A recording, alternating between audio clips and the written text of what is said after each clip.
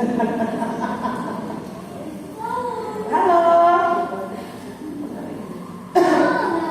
Gitu ya, kalau ibu ya. Sini Aska duduk sampingnya. Hati-hati, hati-hati.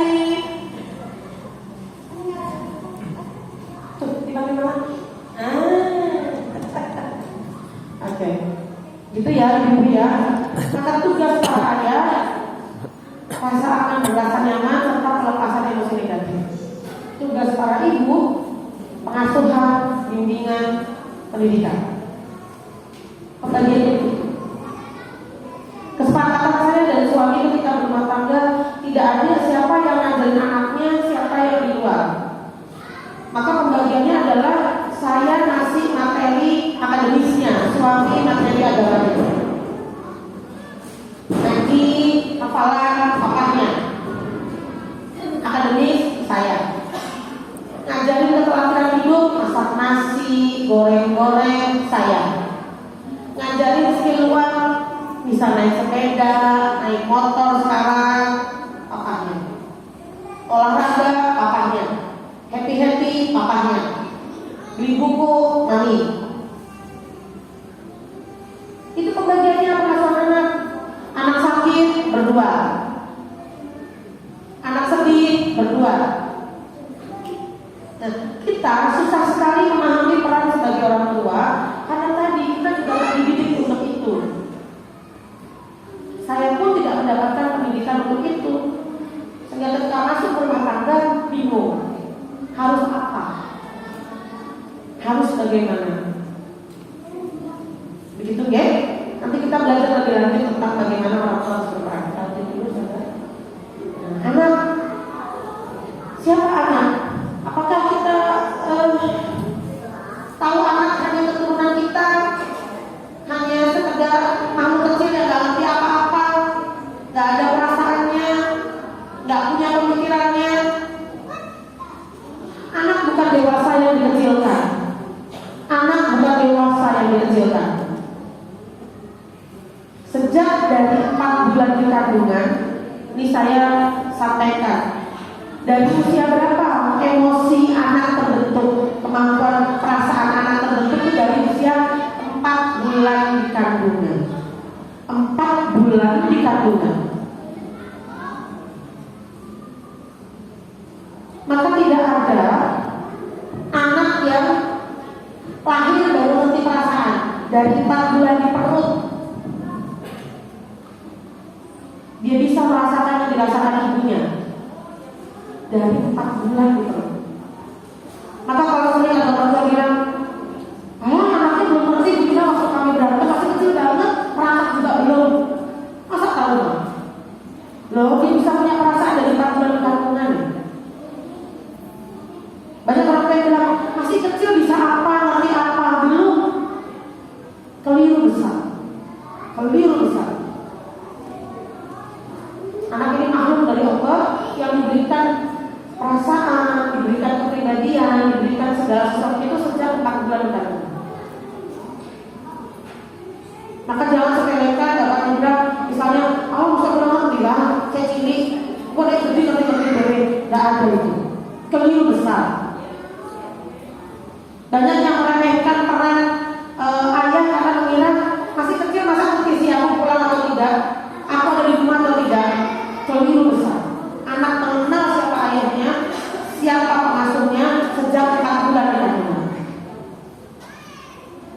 Begitu ya? Oke. Ini ada satu cerita tentang bagaimana anak saya kemarin ngobrol. Saya kebetulan kan kalau psikolog nggak boleh menceritakan kasus orang, kecuali contoh kata nama itu nomen ya. Jadi saya nggak boleh ngomongin si A, si B, si C. Itu bedanya kalau curhat ke psikolog sama curhat ke tetangga ya, mohon maaf. Kalau curhat ke tetangga jam 8 di blok A, nanti setengah 9 sampai blok B ya. Beda ya Bu, kalau kami diikat oleh kode etik.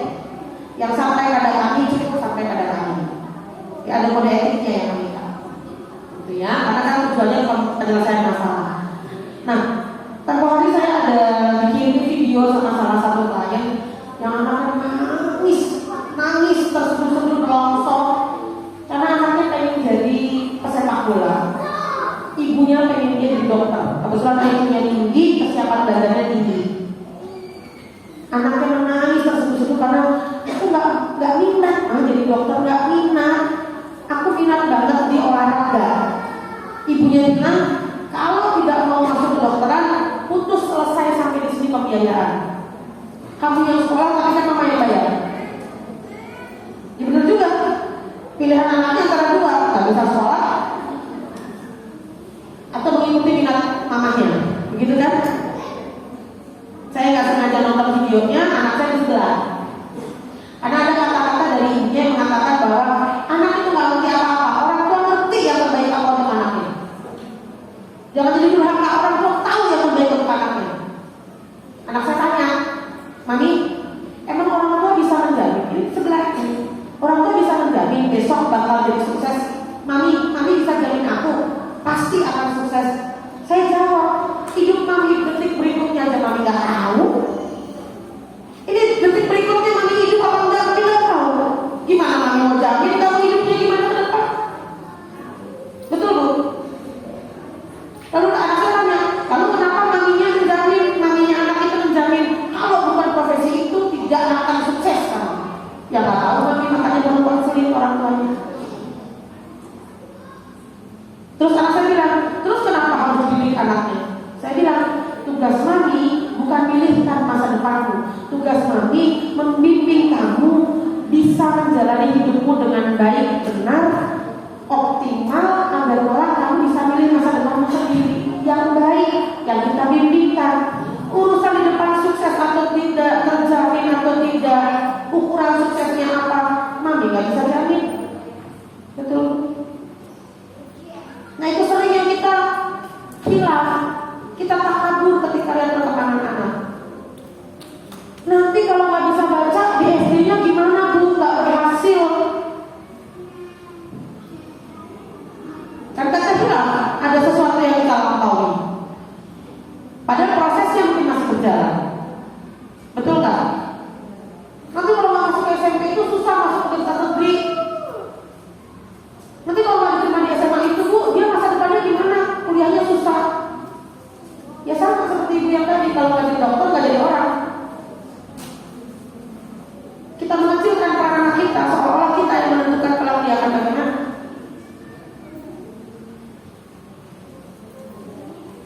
Padahal dokter yang mau praktek banyak Bu, banyak. Psikolog yang mau praktek banyak. Polisi yang salah menggunakan jabatannya banyak. Pengacara yang nggak beres banyak. Pengusaha yang paling nggak beres banyak. Banyak. Bukan perkara jadi apanya, tapi bagaimana kelaknya menjalani profesi itu. Betul. Nah, itu anak. Bukan perkara kita menjadikan dia apa Bapak Ibu, tapi perkara kelak dia menjalannya bagaimana. Saya ingat, ini cerita lagi ya. Nanti kalau parentingnya kebanyakan teori pusing. Saya pernah ke salah satu pom bensin. Kami akhirnya jadi langganan ke pom bensin itu kalau perjalanan keluar ke Jawa Barat. Yang jaga pom bensin, jaga WC ya, kayaknya kan di pom bensin ada WC itu ya. Itu ramai sekali. Setiap ada yang datang, WC-nya bersih. Ayo Mbak, pakai WC yang mana? Kalau dia lihat kita muslim, keluar dia tanya, suka sholat Neng? Bawa mukena, saya ada mukena bersih. Jaga WC profesinya. Sehari yang datang ke pom bensin itu bisa ratusan, bisa ribuan bahkan mungkin. Betul Bu? Jadi kadang saya sama suami rasa duduk di emperan mesin itu sambil selesai sholat, saya bilang sama suami saya, aku psikolog paling sehari aku terima pasien 7 klien, 7-6 lah maksimal. Itu dengan tinggi hatinya aku merasa bahwa aku membantu orang. Padahal beliau dalam satu hari ratusan ribuan orang yang datang, beliau kasih senyum. Beliau tawarin mau sholat apa enggak, bisa jadi berkah rezekinya beliau lebih banyak, karena sedekahnya lebih banyak. Betul? Maka yang jaga WC itu kelak, bapak-bapak yang jaga WC itu kelak lebih duluan masuknya dibanding kami yang ngakunya ngebantu orang dengan masalah ini. Mungkin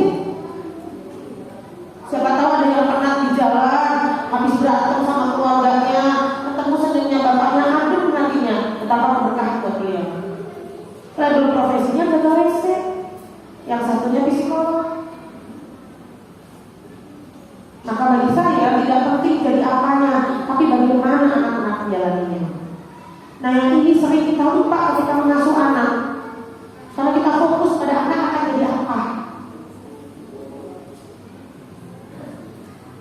Kalau malas kamu nggak mau mandi, ntar gede jadi apa kamu ya? Ayo ucapkan dulu doa. Mau jadi apa kalau gede kalau nggak pernah mandi? Hah? Anaknya akan jawab jadi manusia.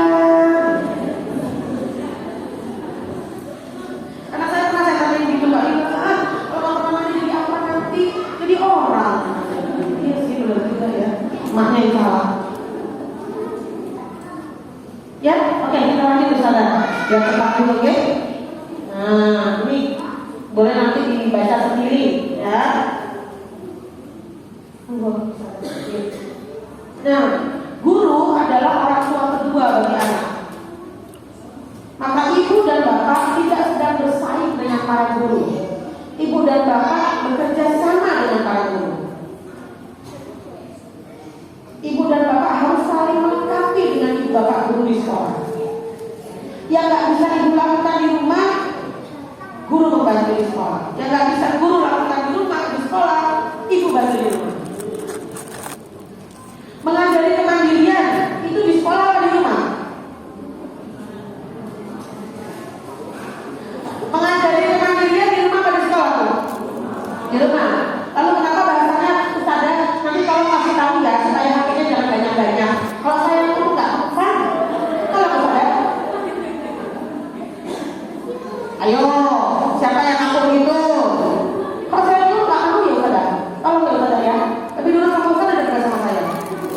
Dulu kan Ustazahnya suruh ngajari baca, ngajari pegang HP. Ibu datang dan Ustazahnya pura-pura migrain lah ya Ustazah.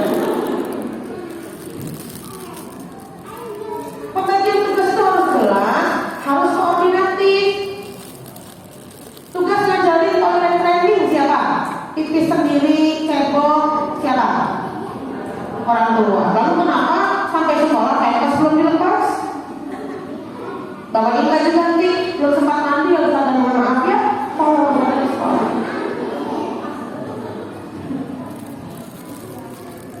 Buru-buru saya minta maaf. Itu sering terjadi miss akhirnya tugasnya jadi campur aduk. Terus nanti tuntutannya di akhir pelajaran, kenapa anak saya belum bisa baca? Karena Ustaz Dani disuruh ngurusin aturan HP sama toilet training. Jawab begitu saja. Ya, overlapping.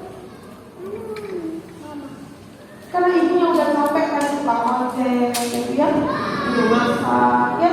Maka kalau ngajarin anak kan sering bahasanya agak ada itu. Kadari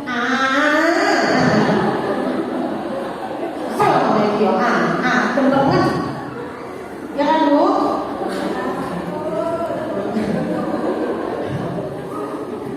Gak ada di sekitar kita ya. Kalau ketawa jadi sebetulnya ketawa pengakuan misalnya. Cuma saya bilang gak ada ya. Ya kan ya? Itu satu huruf A bisa bikin trauma sepanjang hayat.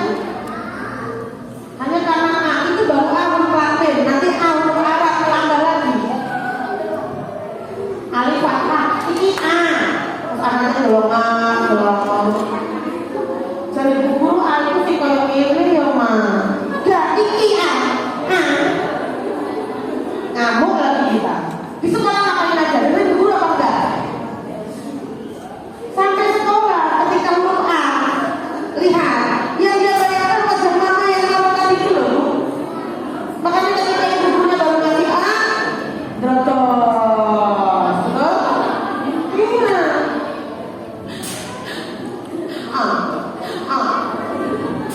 Habis ngaji, nanti dia kata, aku udah dikasih bintang. Nanti kalau aku nggak dikasih bintang, mamaku marah. Tolong bintangku. Padahal tulisan naik. Gak ada di sekitar kita ya. Gak ada ya Bu? Aman ya? Saya tanya gunanya gak ada kan ya? Ya Pak? Aman ya Pak?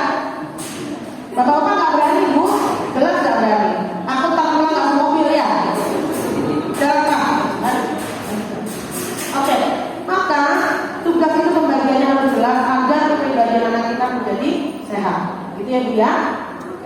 Sadar mau. Nah ini Bu, pola dasar menentukan diri anak itu orang tua, guru, anak. Gak bisa kepisah-kepisah Pak.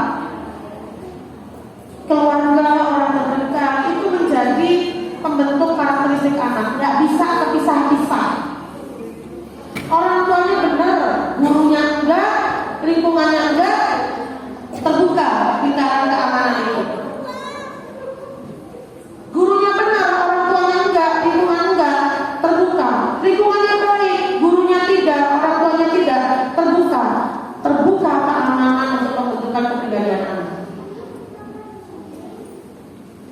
Saya punya satu cerita lagi tentang bagaimana 3 hal ini mempengaruhi perkembangan anak. Satu kali kami kami ke pusat perbelanjaan. Anak saya bawa keranjang belanjaan, lalu dia sudah capek bawa, masih kecil, masih kelas 3 atau kelas 4. Ada mbak-mbak satu yang nyenggol, kesenggol, jatuh. Mbak-mbak yang cantik itu cuma noleh terus lihat, jatuh deh, cantik sekali Bu jalan. Anak saya yang di rumah terbiasa harus mengatakan maaf bila keliru, terima kasih bila menerima. Protes gak? Protes dong. Kok gak bilang maaf? Tantenya aku gak bilang maaf, jatuh aku. Mana maafnya? Bersikeras Bu. Saya bilang, tantenya berlalu saja karena cantik sekali, mungkin takut make-up-nya dulu berbeda gitu. Mohon maaf, saya gak bermaksud. Karena saya bilang, Kak Bila, tantenya mungkin lupa, kami yang minta maaf. Jadi kita beresin ya, kita beresin. Mungkin lupa buru-buru. Yuk. Selesai belanja, dilarang di kasir Bu. Tepat di depan kami. Ibu bisa bayangkan anak dislesia yang menuntut akan bilang, maaf ya. Tante, maaf. Saya rasa rasanya kayak masuk ke bumi itu Pak. Tadi pulang ada lagi belanja.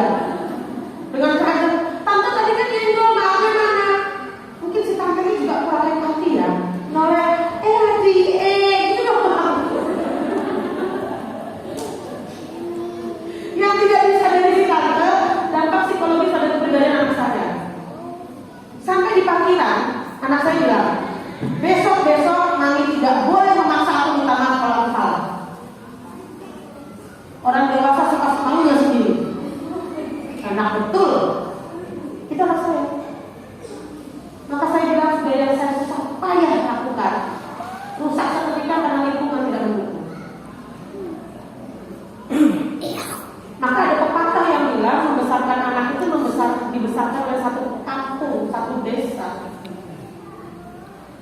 Karena kalau nggak kepribadiannya nggak bisa bentuk optimal. Saya ingat pada anak saya bilang, besok kalau aku salah jangan suruh aku minta maaf. Orang dewasa suka seenaknya. Itu hati saya Bu. Ngebalikinnya lagi ke pribadi itu butuh waktu. Ya. Itu kenapa tidak sepele omongan, sikap itu akan dicerna oleh anak. Mari kita belajar sekarang ya.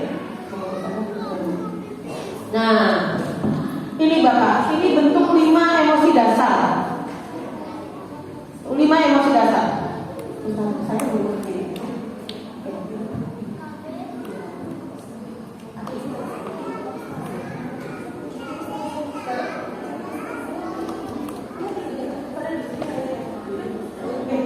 Apa yang satu ya? Terus saya berdiri nggak apa-apa Bu. Ini saya kasih rahasia ya Bu ya. Kalau orang agak badan berlebih seperti saya, kalau kebanyakan duduk itu semut-semut berkelompok di sini. Mohon maaf. Saya susah Bu kalau disuruh agak-agak ilmiah banget gitu ya. Pembawaannya begini gitu ya. Maaf ya Pak. Ini 5 bentuk emosi dasar. Bahagia, sedih, marah, takut, jijik. Ibu dan Bapak pensani, ada berapa bentuk emosi positif?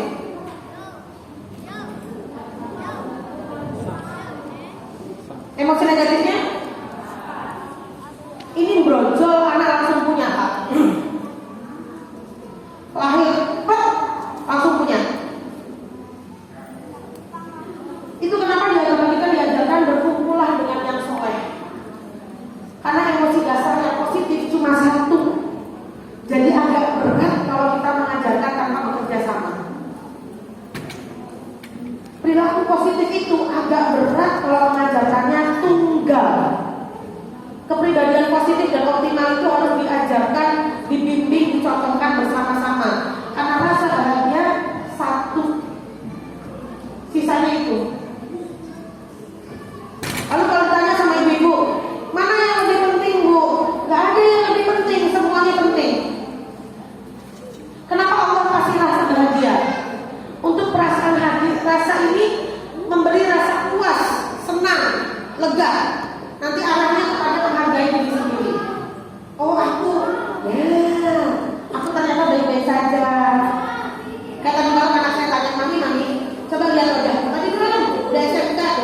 begitu. Kenapa? Aku manis ya. Oh, saya tidak luar biasa. Manis sekali senyumnya. Tapi anggapannya juga luar biasa karena jalan manis segala itu. Ini hal-hal kayak gitu. Kalau dia nggak merasa ada kepuasan, kedekatan dengan orang tuanya, tidak akan tercapai. Betul Bu? Bahagia diberikan Allah sejak lahir. Nangis dengar bapak ada, dengar ibunya merasakan sentuhan ibunya, rasa ini Allah beri. Ya, jadi bentuk-bentuk emosi dasar manusia itu sedih. Sedih itu diperuntukkan untuk anak mengetahui ukuran harapan. Manusia boleh nggak punya keinginan? Boleh. Tapi ada pembeda antara ingin dan butuh. Anak-anak belum mampu kontrol. Makanya pada usia di bawah 6 tahun, bahagia, sedih, marah, takut, jijik itu pas. Wow, keluar semua. Kalau marah benar, usia TK itu ya, betul? Sedih-sedihnya lebay, betul Bu? Gara-gara dibeli coklat satu, nangis depan belum mau, kayak luar coba utuh gitu kan? Coklat, karena memang di bawah 6 tahun masih gaspol, belum ada kontrol. Kontrol terhadap 5 bentuk emosi ini baru bisa dicapai di atas 6. Makanya dalam psikologi, dalam dinas juga mengatakan sebaiknya masuk SD umur 7. Karena bukan IQ-nya saja, tapi kematangan emosi. Gitu ya Bu ya. Ini ya Bu ya. Sedih indikator harapan. Marah indikator apa Bu? Marah itu indikator ada sesuatu yang tidak sesuai dengan diri kita. Ya, ada aturan yang tidak sesuai, boleh marah. Nanti saya jelaskan bagaimana cara kontrolnya. Ada takut, ada jijik. Kalau takut itu indikator kewaspadaan sosial. Ya, kalau jijik indikator kebersihan diri. Rasa jijik diberikan Allah sejak dini, indikator kebersihan diri. Maka anak umur 3 tahun, anak umur 2 tahun masih pipis sembarangan, kadang-kadang pipisnya dimainin, wajar karena belum punya kontrol terhadap jijik. Tapi kalau anak 20 tahun masih pakai pampers, nggak wajar. Ada kontrolnya, harusnya sudah punya di umur 7. Saya punya kasus anak dengan IQ 122, umur 22 tahun, tidak bisa buang air besar dan air kecil ke kamar mandi. Jadi buang air besar, air kecilnya selama umur 22. Cuma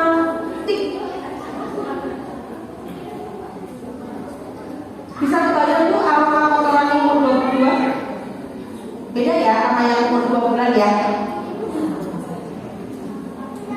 Waktu konseling, ibunya bilang, Bu Nina, saya nggak bisa konseling ke kantornya Bu Nina. Saya mau tunjukkan kamar anak saya.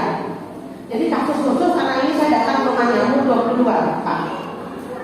Saya datang ke rumahnya. Bentar, masih membayangkan kamarnya saya. Iya, sebentar. Sudah mengontrol ibu takut keluar ini. Maaf. Kamarnya ber-AC, kayak gini ya Bu ya. Luas. Bapaknya punya jabatan, ibunya juga pengusaha sukses. Jadi rumahnya kan besar sekali, kamarnya juga luas. Ketika buka pintu kamar itu, innalillah, teng gitu ya. Masih terasa. Jadi setiap dia BAB atau BAK, dia pakai celana dalam sekali pakai kan. Umur 22, ini cerita ini nyata. Saya nggak ngomongin sinetron kesian ini ya, nyata. Dia gulung, dia lipat, dia masukin bawah ranjang.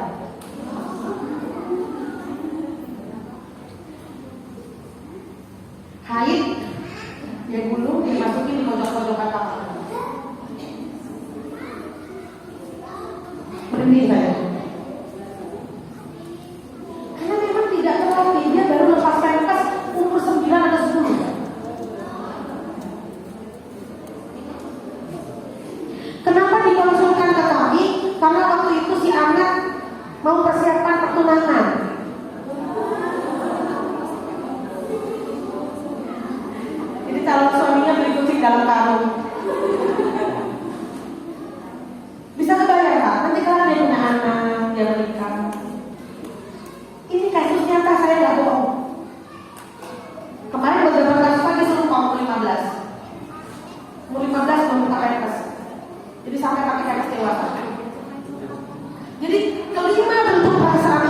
yang terakhir, dia nggak bisa kontrol. Padahal jijik itu ya, itu nanti anak kaitannya dengan mengontrol emosi terhadap sinyal tubuh. Ibu mau BAB kan ada rasa mules, betul Bu, Bapak? Itu Allah kasih sinyal kalau rasanya kayak gitu, yang dituju kamar mandi. Kalau pembuangan kecil ada rasa geli di ujung alat kelamin, betul ya Bu ya? Kalau rasanya begitu, Allah tunjukkan kita yang melatih ke kamar mandi. Di bawah 6 tahun masih ngeler, masih ketucut di depan kamar mandi, normal karena belum ada kontrol. Ya Bu ya, terus dilatih. Karena kalau sinyal tubuh itu terabaikan, beberapa individu dewasa yang tertunda toilet trainingnya, ini mohon maaf saya ngomong ilmu ya Bu ya, bukan. Pada nanti ketika dia menikah, hubungan antara suami istri dia tidak bisa merasakan rasanya, sehingga akan bahal. Kan kalau hubungan suami istri ada kenikmatan yang Allah beri, gitu ya Bu ya. Dia itu tidak bisa merasakan di alat kelaminnya karena bahal. Sinyal tubuhnya nggak dapat. Bahal itu apa ya perasaannya? Kebas. Bahal, kebas, betul. Kebas. Karena sinyal tubuhnya terabaikan. Banyak orang tua yang saya jelaskan begini, Allah ini harus pakai pas saja. Karena ada ilmunya, Allah beri ini. Kematangan rasa itu harus tuntas sebelum 7. Ini menjadi tolak ukur kepribadian. Bisa dibayangkan anak yang 22 tahun masih berada di celana tadi, kepribadiannya seperti apa? Betul Bu? Nah, ini tolak ukur kepribadian. Maka bicara kepribadian tidak sekedar nanti anakku dididik bagaimana, anaknya diberi perhatian apa, enggak, pola asuh dari dini sampai menuju ke usia kita. Monggo Ustaz, lagi biar tepatnya ini. Emosi yang 5 tadi sampai menuju ke sikap ada alurnya. Ya, yang pertama adalah emosi itu stimulasi dan rangsangan dari orang tua. Gudang anak itu krusial dilakukan oleh para ayah. Gudang atau gudang? Gudang itu suara. Gudang itu apa di bahasa Indonesia? Anak itu kata dia. Kalau punya bayi itu ya Pak ya. Tahu ya Pak ya. Anak itu anak apa? Ada cantiknya. Gudang itu Pak kalau bahasa saya. Apa bahasa suci bondonya Pak?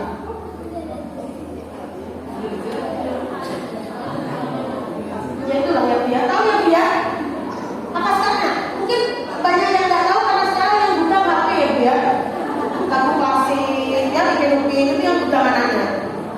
Zaman saya kecil, zaman anak saya lahir saja, ibu saya itu mengingatkan anaknya mesti melek dorong, dibujang dorong. Habis dia mandi itu saya diberi kewajiban anak cantik, anak pintar sudah mandi, ala cantiknya itu buta. Zaman sekarang tidak ada orang tua yang punya kesempatan gudang anaknya. Anak umur 2 tahun biasanya Kak baru belajar jalan, baru bisa ngomong. Ada suka pakai lipstiknya ibu, betul Bu? Pakai sepatu-sepatuan. Di gudangnya, aduh cantiknya. Mau kemana Tuan Putri itu gudang? Apa gudang itu ya? Nanggap. Ya, kita anggap gudangnya. Nah itu ini Pak, didapat dari lingkungan. Emosi anak akan terangsang, akan terstimulasi kalau orang buta. Nanti dia menerimanya sebagai perasaan. Oh, kalau mamaku bilang aku cantik, aku senang. Oh, ini namanya senang.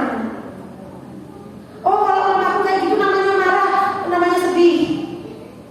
Dia melihat dari kita, dia merasakan. Setelah itu dia meniru. Makanya anak kecil suka meniru sikap kita. Ibunya pakai lipstik, dia lipstik juga, betul Bu? Jilbab kita dipakai jilbab gitu ya Bu ya? Anak saya satu tangan suka dipakai jilbab. Ada Bu yang gitu? Anak laki-laki suka niruin mobil-mobilan yang betul ya Pak ya? Karena dia meniru. Setelah meniru, dia memberikannya pada lingkungan lagi, pada orang tua. Dia melihat respon orang tua. Respon orang tua, dia tiru kembali. Itulah yang akhirnya terbentuk jadi sikap. Dia rasain, dia lihat, dia rasakan, dia coba, kembalikan ke dia, itulah sikapnya. Maka kalau anaknya suka teriak-teriak, jangan cari kemana-mana dulu. Anak kita itu 50%-nya genetik, Pak. Genetik itu dari bapak separuh, dari ibu separuh. Ya Bu, genetik ya.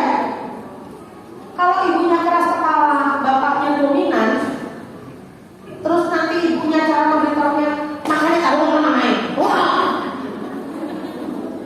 main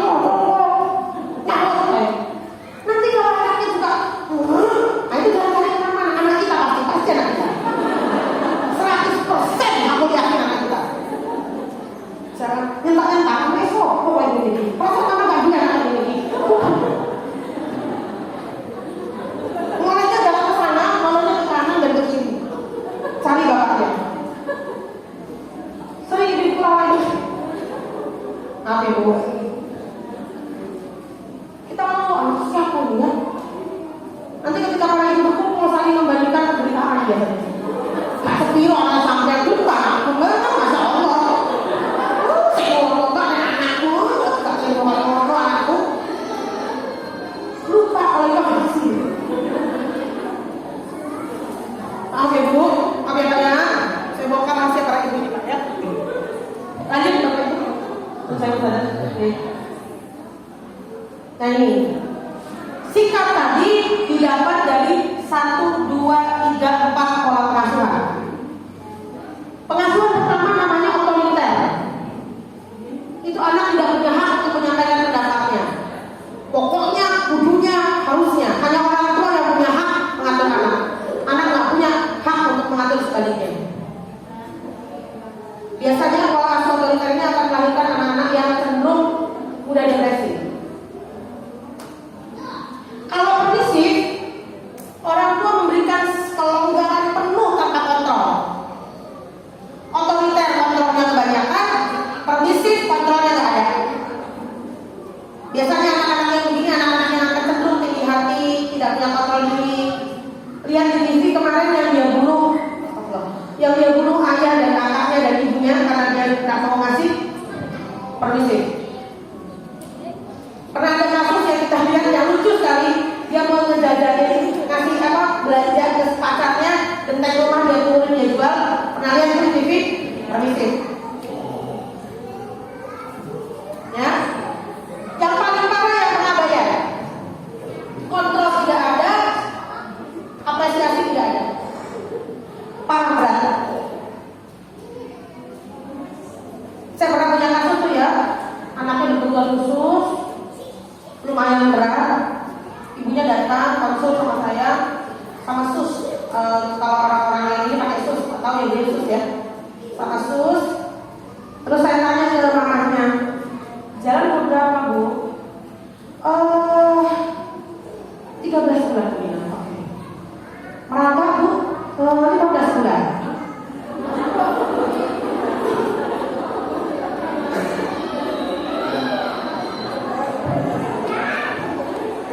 Susnya kicap di belakang saya. Pulang Bu, jalan 12 bulan. Merawat 15 bulan. Kali dulu. Ini kalau belajar toilet training, ibu kalau bagian beberapa pemeriksaan tempat saya tahu betul bahwa saya cerewet ngurusi itu. Saya sangat detail, tanyanya sampai ya mungkin beberapa orang tua terganggu, tapi saya harus karena tahu perkembangan anak aku. Saya tanya, toilet trainingnya tuntas di usia berapa Bu? Anak saya nggak pernah pakai pampers. Oh, saya bilang betul? Iya. Siapa yang nyemokin? Saya. Nah, waktu beliau bilang saya lihat bukunya, satu buku itu seharga 60.000. Bapak tahu yang banyak itu ya Bu ya, berlian. Dalam hati saya, kalau buku itu masih lengkap, tidak mungkin ya mungkin anaknya. Saya lepas. Maka konseling saya geser, ibunya saya minta mendampingi anaknya psikotes, susternya saya wawancara. Jelas kalau susternya ngerti semua. Keliru Bu Nina, mohon maaf. Merangkak sekian, ada ya benar. Ibu jangan itu ya, saya bilang saya tahu. Tenang, ngerti saya. Karena pola asuhnya ini, anaknya mau makan,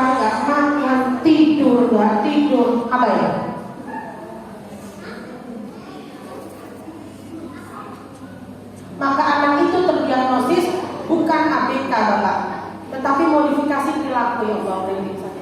Perilakunya termodifikasi seperti anak intelektual disabilitas karena tidak dapat stimulasi. Bayangkan, anak normal performanya jadi kayak anak berkebutuhan khusus karena tidak adanya stimulasi orang tua.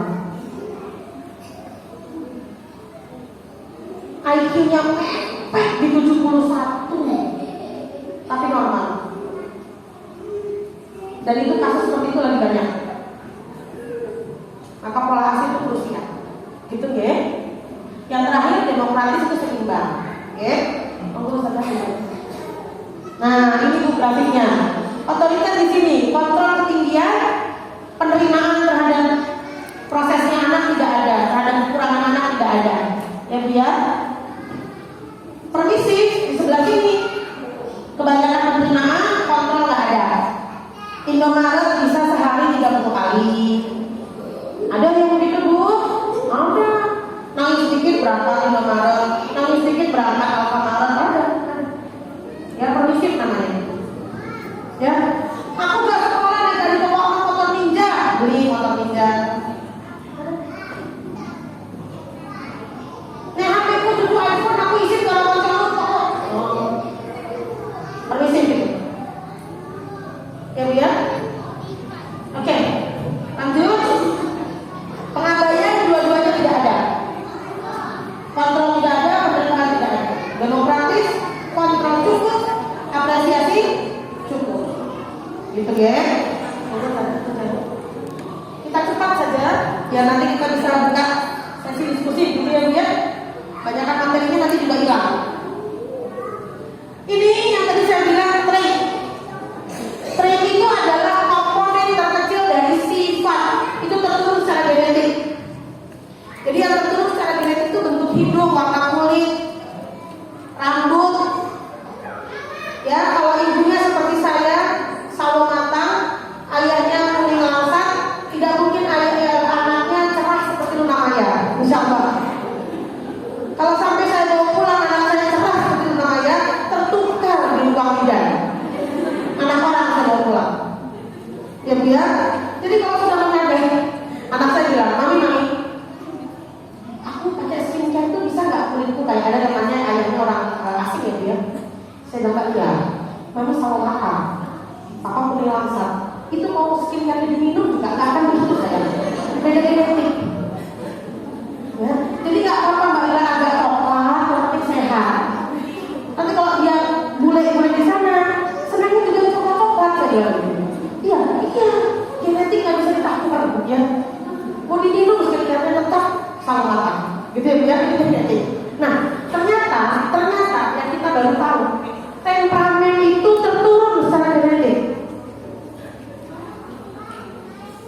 Jadi kalau kemarin ngamuan, bapaknya panikan, nah lengkap pakai dari anaknya.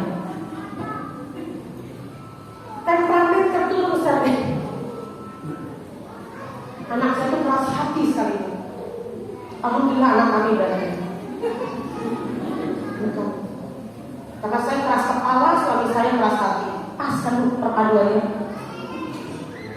Karena memang genetik terturun temperamen. Sifat terturun. 50 bapak, 50 ibu. Adil ya Pak? Bu? Oke. Nah, sifat yang terturun ini diberilah pola asuh yang tadi 4 itu. Demokratis, ya, pengabaian dan lain-lain. Jadilah sikap. Kumpulan sikap jadilah kebiasaan. Itu kenapa tidak ada sanksi yang diberikan ketika anak usia di bawah 7 tahun belum bisa sholat rutin.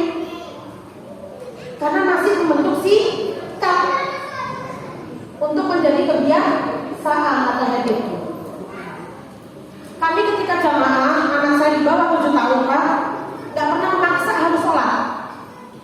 Yang penting sejajar dia saya sediakan setiap saat di sebelah saya. Nanti dapat 2 rakaat, umur 3 tahun dia gelesotan, masuk ke sarung. Betul Bu? Iya. Tarawih itu nanti dia bernyanyi. Saya diamkan. Yang penting kebiasaannya adalah ketika sejadah digelar, duduk di sebelah kami. Ya kan Bu? Ada di masjid ya ada ya, diajak sholat, kopi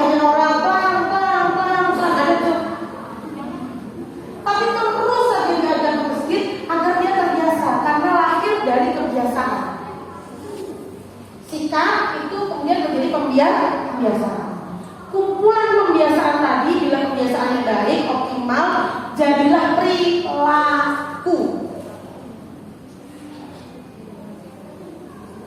Kayak kita nih Bu yang terbiasa sholat musafir, semalam-malamnya tidur, kalau belum isya pasti kebangun belum Bu? Perjalanan jauh, kalau sholat isya ketiduran, setengah 3, belum isya aku mau, betul Bu? Secapek-capeknya, ya kan? Karena sudah jadi perilaku, nggak bisa ditawar sholatnya. Itu kebiasaan yang menjadi perilaku. Ya, nah kumpulan perilaku itulah yang menjadi kepribadian. Begitu panjang alurnya. Tapi orang tua mengira kepribadian dibentuk dari sekali diajarin langsung bisa. Enggak begitu. Sifat, sikap, kebiasaan, perilaku, kepribadian. Dan merubah kebiasaan ini dalam psikologi di agama juga dikatakan umur 40 selesai. Maka kalau sebelum 40 kita sebagai orang tua nggak mau memperbaiki diri, nanti di 40 tuntas kepribadiannya menetap. Sebelum 40 masih dinamikanya berkembang, apalagi anak-anak masih banyak waktu insya Allah. Ya, IQ bisa naik turun, emosi masih bisa naik turun, masih bisa dikembangkan. Gitu Ibu ya, monggo sadar mencakup. Oke, terakhir tadi orang tua dan anak-anak bukan dirimu tapi cerminan dari kamu. Dia bukan ibu, tapi bagaimana dia menjalani hidupnya adalah cerminan dari bagaimana kita membimbing. Maka tidak bisa samakan dia seperti kita. Tapi bimbingan kita yang baik akan membawa dia memahami bahwa hidupnya akan baik. Gitu ya Bu ya. Oke. Nah ini tadi yang saya sampaikan pada anak saya. Lila milik Allah bukan milik mami. Yang tahu masa depan Lila Allah, bukan mami. Tugas mami membimbing Lila untuk jadi yang terbaik dari diri Lila dan tahu memilih kelak. Tadi Ustaz Yayasan kan sudah bilang begitu ya. Mereka akan memiliki langkahnya sendiri, saya dengar dari beliau menyampaikan. Tugas kita kan membimbing jadi yang sebaik-baiknya dia.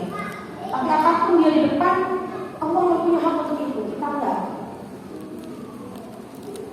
Bismillah, mudah-mudahan tadi kalau ikhtiarnya baik, perilakunya baik, tanya ya mengajarkan itu kebiasaannya baik. Bismillah, insya Allah kepribadian kita mudah-mudahan. Jadi kata Ustaz tadi, kita bukan mengekang dia, tapi menyiapkan dia untuk jadi kuat. Jadi kalau dia lepas di lingkungan tadi, dia bisa tahu mana baik mana buruk. Dia bisa tahu mana yang harus diikuti mana yang tidak, kan begitu? Saya ingat ketika saya sekolah di Singapura. Saya sekolah di Singapura itu Bu, asrama kami depannya itu kios jual babi Pak. Persis. Saya dapetnya yang murah dan saya tahu nggak bisa dapat di Bugis agak mahal. Sebelahnya ini mohon maaf, sebelahnya itu tempat sex toys, babi. Pulang turun dari itu dia langsung, tapi yang nggak pernah tuh ada tergoda untuk masuk lihat beli gitu ya. Ya karena kan sudah secara perilaku sudah jelas bahwa yang begitu nggak didekati, betul Bu? Yang begitu bukan anak saya. Sekolah keluar, selesai. Cari masakan sendiri, selesai. Coba bayangkan kalau perilakunya belum kuat. Oh yo, cekrik gelap hanya melipir. Orang tua saya nggak hadir untuk kontrol. Orang tua saya nggak hadir untuk datang menasihati. Maka tadi ketika kita bilang anak adalah milik Allah, kelak peran kita semua ini Bu seperti udara. Anak tidak bisa lihat, tapi mudah-mudahan dia bisa merasakannya. Peran kita kelak seperti atmosfer. Yang di bumi mungkin nggak bisa lihat, tapi kalau nggak ada atmosfer, anak-anak nggak punya pemikiran. Maka sejak dini dibimbing, dibesarkan, dia bisa memilih sikapnya, punya kepribadian yang baik, bisa memilah mana baik mana buruk. Kelak ketika dia harus lepas dari kita sebagai individu mandiri, sebagai anak yang bermanfaat, kelak insya Allah perilakunya, kepribadiannya akan kokoh berdiri sebaik-baiknya insya Allah. Gitu ya Bapak Ibu ya. Ya, Ibu kok diam aja, saya takut. Kalau Bapak kan makin aja ya, terima beliau gitu ya Pak ya. Bismillah, mudah-mudahan hari ini yang saya sampaikan bisa diterima, walaupun sedikit bisa bermanfaat. Kalau saya ada salah-salah kata, bisa ada yang keliru, mohon dimaafkan Bapak Ibu ya. Mudah-mudahan bisa menjadikan kita sama-sama bahan pertimbangan untuk kita bersama belajar. Assalamualaikum warahmatullahi wabarakatuh.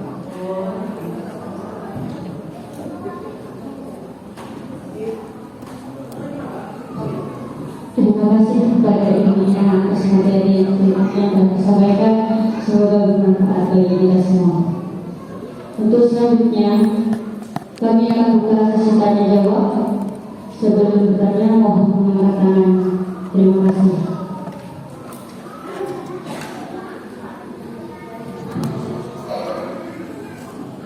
Assalamualaikum warahmatullahi wabarakatuh. Saya mau bertanya yang berizin. Yang pertama, Saya mengikuti panitia, saya tidak menjawab. Boleh Ibu? untuk berbagi dengan yang lain mungkin satu saja ya Ibu.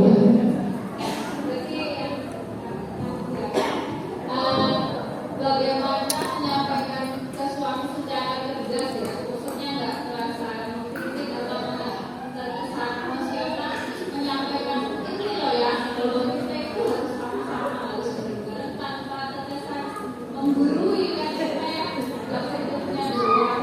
Siap. Terima kasih. Terima kasih.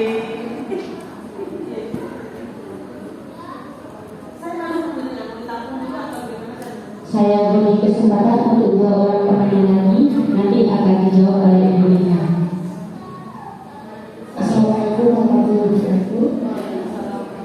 Saya sibuk poin demikian. Jadi saya ingin bertanya bagaimana mekanisme pertahanan diri yang bisa kita ajarkan kepada anak ketika anak itu dibully secara fisik atau secara verbal. Karena anak saya sering mendapat bulian, terutama secara verbal.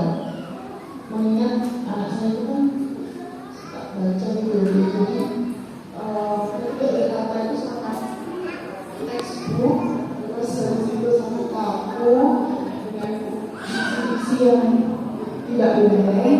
Jadi ketika bergaul sama temannya atau bergaul sama sepupunya, kadang itu dilebih aneh. Dan pernah suatu hari itu saya mendengar sendiri bahwa kecilnya, yang seumuran mungkin 3-4 tahun ke atas itu menjadi dia sebagai hantu. Jadi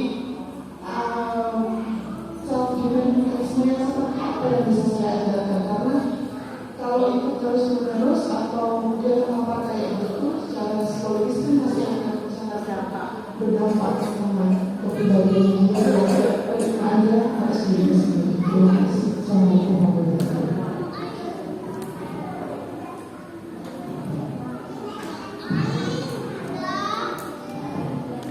Bismillahirrahmanirrahim. Kenalkan saya Amin, anak ibunda dari Ayah Asa. Begini, kan kalau dalam ini kan di samping peran ibu dan ayah gitu. Tapi kan secara nyata, kadang kami itu karena kami keluarga itu ayah itu sangat jarang bisa pulang berjauhan. Gimana peran ayah yang bisa optimal untuk mengoptimalkan waktunya, apa yang harus dilakukan, apalagi untuk sholat 5 waktu gitu ya.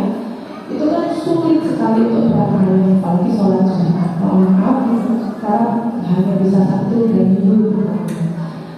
Pola asuhnya seperti apa yang bisa dioptimalkan untuk ayah yang seperti ini? Mungkin berjauhan, lebih tepatnya jarang waktunya lebih banyak untuk bekerja.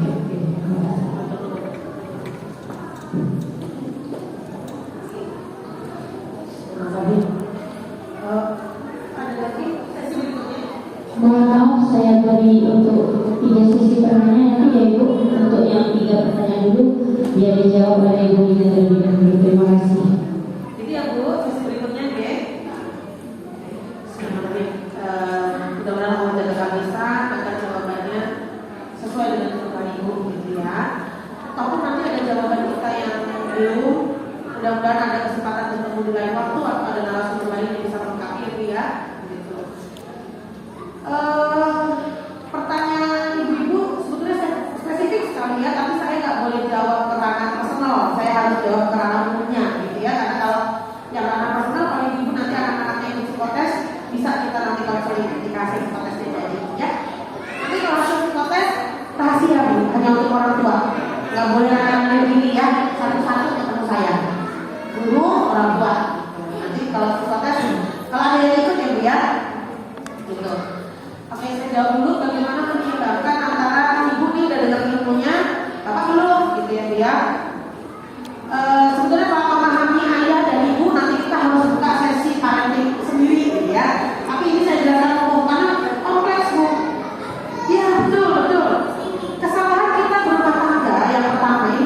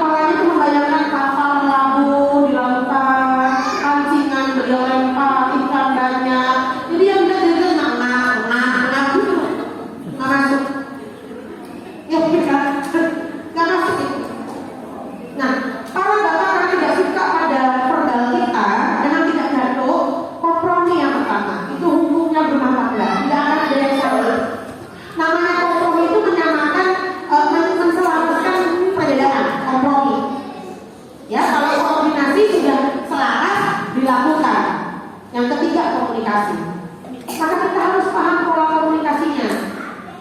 Jadi ketika saya minta suami saya terlibat dalam kehidupan anak saya bilang, Pak, anaknya kayaknya butuh papa deh. Mungkin papa masih sehat, masih kuat. Soalnya ntar remaja takutnya dia nggak dapat peran dari papa, cari ke teman lain. Ya kalau teman cowoknya baik, kalau enggak, saya tidak dalam posisi menyalahkan, apalagi menggurui. Nggak bisa, bapak-bapak kepala rumah tangga. Kepala nggak bisa dialahi. Kita leher. Maaf ya Pak. Kita leher. Kepala mau lihat kemana, tergantung lehernya. Kalau lehernya setangan terus kepalanya nggak lama ya Bu. Ya lah, kita harus lurus. Nah, kalau itu tugas anak juga papa lah, nanti kalau anaknya pulang, dia kalau sebelum ketemu aku, curhatnya papa dulu. Nanti habis dari papa baru dia ketemu aku di rumah. Jadi tekniknya diterapkan dalam keseharian. Gitu ya Bu ya. Jadi tidak bisa kepala bapak tekniknya menasehati, nggak cocok. Gitu ya, percaya ya. Tuh. Tepatnya ke kehidupan kita. Jadi langsung pada prakteknya. Ya, karena memang berbeda perkembangan psikologinya. Kita dan suami tidak sama. Pendekatan kepada anak juga nggak sama.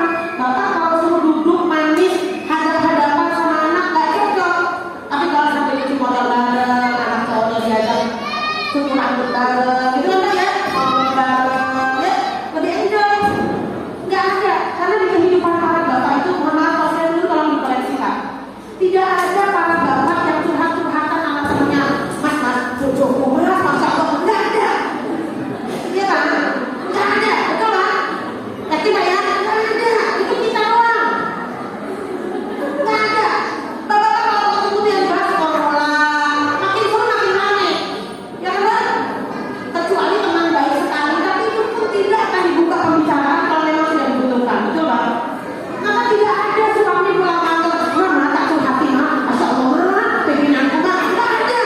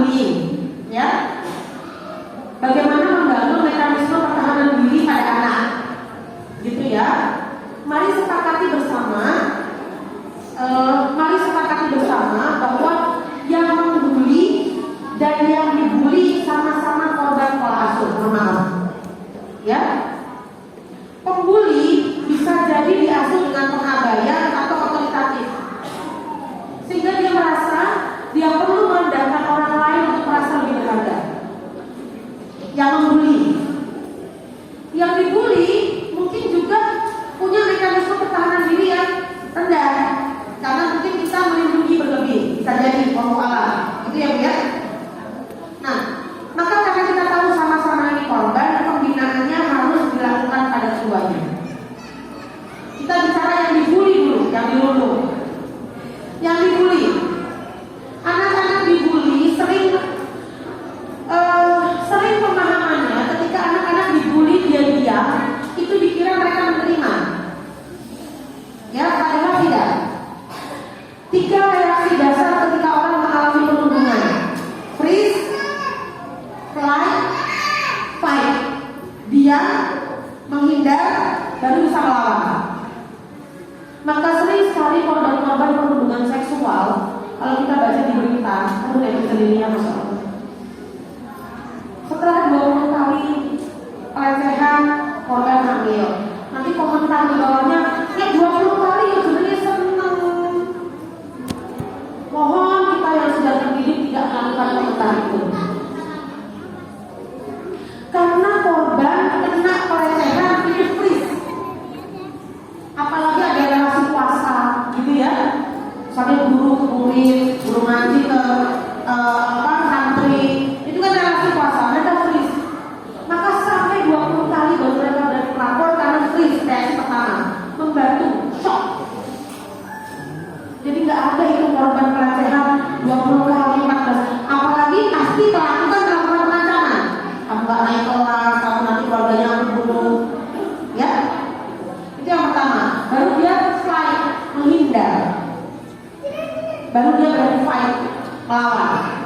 Nah, kalau pada anak-anak ibu, sering yang terjadi mereka freeze, mereka nggak tahu bagaimana melawannya atau menghindarnya, ya. Maka mekanisme pertahanan diri yang pertama adalah tidak boleh diajarkan melawan lagi, tetapi mempertahankan diri. Ya, yang pertama pertahanan dirinya adalah pembulian tidak selalu fisik Bu, verbal, emosional. Verbal misalnya kayak tadi, gitu ya, gitu ya, gitu ya. Mohon maaf saya tutup ya Bu, banyak anak-anak ya, gitu ya, gitu ya. Yang sering itu ya dilontarkan verbal. Pembulian kedua emosional, gak dikoncoki, dikucilkan. Ya. Pembulian ketiga biasanya sudah mengarah kepada fisik. Ya, kadang-kadang kalau fisik juga dengan finansial. Dorong duitmu, dorong, misalnya gitu ya. Tas ditarik. Itu pembulian secara fisik dan finansial Pak biasa. Yang ketiga terjadilah pelecehan, dipukul, digebuk, dilecehkan. Kasus pelecehan terkecil yang pelecehan seksual ya, terkecil yang saya tangani kelas 6 SD dengan TKP.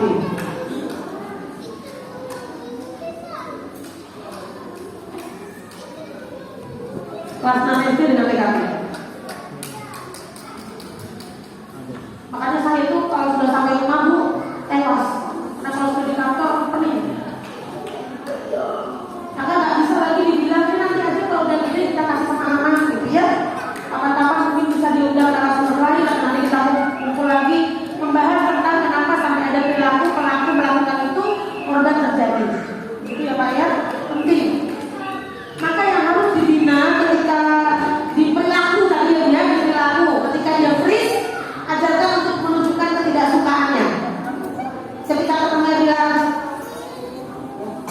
ya, bilang, tapi senyumku baik, senyumku manis, tapi hatiku baik. Ajarkan dia untuk menyampaikan kelebihannya. Ya Bu ya, tidak usah kemudian membantah kekurangannya. Anak saya kebetulan hidungnya minimalis Bu, alhamdulillah ya. Jadi kalau pakai kacamata selalu turun ke bawah. Nanti kalau ketemu anak saya kapan-kapan, sering sekali dibilang, ya, pulang menangis. Saya bilang, lihat di kaca. Memang hidungnya tidak terlalu mancung, tapi coba senyum. Manisnya anak manis, saya bilang gitu. Besok bilang sama temannya sambil senyum, manis itu yang manis gitu. Ajarkan untuk membela tidak dengan melawan. Karena kadang-kadang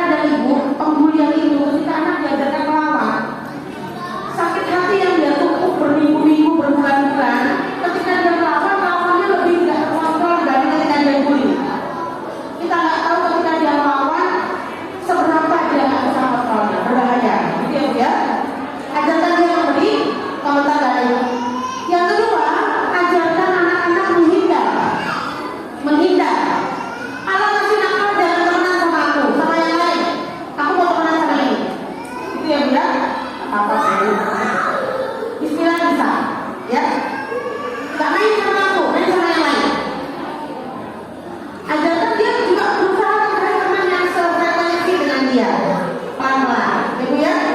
Nanti kalau punya teman-teman di sini yang baik, namanya yang lain ajarin itu, gitu ya. Jadi itu bisa membantu. Yang ketiga, ajarkan anak melaporkan pada otoritas, orang tua atau guru. Jadi tidak diajarkan membalas. Pukul nggak boleh pukul ganti, menjelekkan nggak boleh menjelekkan ganti. Karena kadang-kadang ingat di bawah 6 tahun kontrolnya belum baik, sehingga balasannya kadang-kadang akan berdampak lebih. Begitu. Karena saya punya kasus ada satu anak laki-laki yang dibully, di fisik dan dimintai uang berbulan-bulan.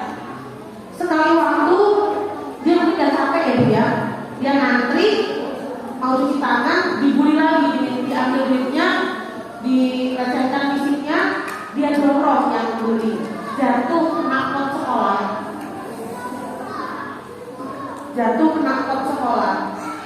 Jadi yang membuli semua tahu bahwa itu membuli, yang membuli yang ini, tapi tidak ada tindakan yang dilakukan waktu itu, sehingga dia terus melakukan, gitu ya. Tapi kan di mata hukum nggak mau tahu Bu, di mata hukum kan tidak mau tahu, kejadiannya adalah didorong. Maka saya bilang melakukan secara tindakan yang sama tidak disarankan. Tapi tadi freeze, flight, fight, ya Bu ya, bismillah. Dicoba dulu, ya. Oke, atau dulu ya. Mau datang, nanti akan prosesnya kita ngobrol lagi, ya? Atau nuwun, sama-sama. Yang ketiga ya Bu ya, pastinya di sini tidak satu saja yang ayahnya kerja luar kota, betul Bu? Ada beberapa yang berjauhan, gitu ya Bu ya? Gitu.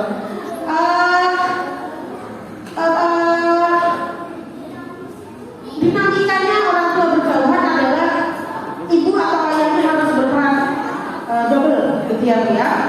Maka saya tidak bilang orang tua yang bekerja di luar kota tidak bisa berperan. Masih bisa, sangat bisa. Banyak kasus yang saya temui ayahnya di luar kota tapi kebutuhan akan figur ayah seimbang. Ya, peran tidak sama dengan hadir. Banyak yang ayahnya hadir tapi yang berperan banyak Bu. Ya Bu ya, banyak. Maka ketika di luar kota mungkin sekarang kan media sudah lebih marah ya. Contoh misalnya Bapak mungkin kirim pesan suara, bukan telepon. Kalau telepon kadang anak-anak anaknya lagi kangen, bapaknya lagi repot, betul Bu? Bapaknya lagi repot, bapaknya lagi kangen, anaknya lagi main. Tapi kalau pesan suara pertama bisa, ya. Papa mau ke kantor, adik mau ke sekolah. Selamat sekolah, selamat main. Kalau simpel itu aja kan Bapak pasti bisa ya Bu ya. Jumat Bapak kirim foto, mau sholat Jumat dulu ya Dek, Kakak. Adik juga ya berangkat sama aku misalnya. Diantar mama ya, nanti di sekolah sama Ustaz ya. Itu bisa, gitu ya Bu ya. Lalu ketika Bapak pulang mengunjungi anak-anak bersama kembali, ini kunci terpenting adalah peran ibu dan bapak tidak berbeda, selaras aja. Nggak boleh yang ibu sudah terapkan digembosi bapak. Jangan misalnya jalan ke Indomaret sekali sehari karena bapak kangen. Benus mah timbangan aku. Aku kangen menebus kehadirannya dengan nggak boleh. Betul. Jadi yang mendampingi ayahnya adalah kehadiran. Kalau ibu aturannya sehari sekali, ya sehari sekali. Bapak terlibatnya misalnya ngantar ngaji, temenin bikin PR, nyiapkan baju yang buat nanti dibawa hari Senin, itu. Kesalahan pola asuh kita dengan orang tua yang bekerja berjauhan biasanya adalah ketika pulang pola asuh sudah kembali. Ya, itu sering yang membuat anak-anak mengalami kebingungan peran maksudnya. Sehingga sering anak-anak melihat ibunya sebagai antagonisnya. Paham ya Bu ya? Gitu. Oke? Mungkin itu yang bisa saya sampaikan terkait apakah ayah yang bekerja jauh akan dilarang. Boten. Oke, bismillah. Mudah-mudahan bisa dicoba ya Bu. Oke. Nuhun. Monggo, ada lagi? Mohon maaf untuk sesi tanya jawab yang kami boleh tinggal kemana. Terima kasih.